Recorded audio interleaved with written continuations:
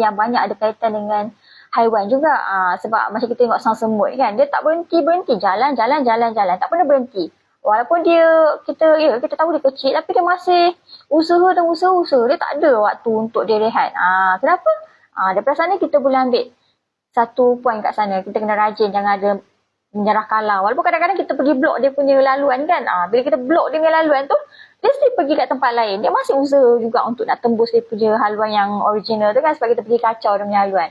Sebab daripada apa-apa kejadian yang kita tengok kat sekeliling kita kan, dia sebenarnya ada sesuatu yang kita boleh belajar. Sebab tu kita diberikan penglihatan untuk kita nak observe apa yang berlaku kat sekeliling kita ni. Sebab kadang-kadang ni biasalah kita manusia ni, kita sentiasa rasa macam tak puas hati. Memang takkan lari. Macam saya pun, saya tak pernah rasa akan dapat hilangkan perasaan ni. Tapi kita cuba untuk back to normal, untuk kita bersyukur balik, untuk kita sedarkan diri kita, apa yang kita ada ni, Alhamdulillah. Kadang-kadang kita tengok orang lain lebih baik pada kita. Kita terfikir juga, aku rasa aku pun dah usaha sebaik mungkin, kenapa dia lagi lebih pada aku, betul? Tapi kita cepat-cepat betulkan niat kita lah. Tak apa, itu rezeki dia. Rezeki kita adalah rezeki kita. Tak payahlah nak dengki apa dengan dia punya rezeki tu kan. Sebab kadang-kadang yelah, kita kadang-kadang kita tahu gaji member kita ni kan, yang kita rasa dia dengan kita sama je level, masuk tahun yang sama, tak adalah beza sangat. Tapi kenapa dia punya gaji lagi lebih pada aku?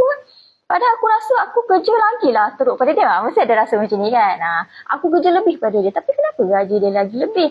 Sebab kita kena fikir, mungkin ada, kita tak tahu dia punya kerja. Yang kita mungkin tahu kerja dia yang kita nampak depan mata kita. Tapi kita tak tahu kerja yang di belakang apa yang kita lihat tu. Mungkin dia ada buat kerja lain kat belakang ke, yang bos minta tolong ke. Sebab bos ni kadang-kadang dia ada company pun, bukan company ni saja, ada mesti akan ada side-side company yang lain, betul? Jadi kita fikir macam tu je. Kita fikir, dia mungkin ada buat kerja lain kot masa kat rumah ke, kan?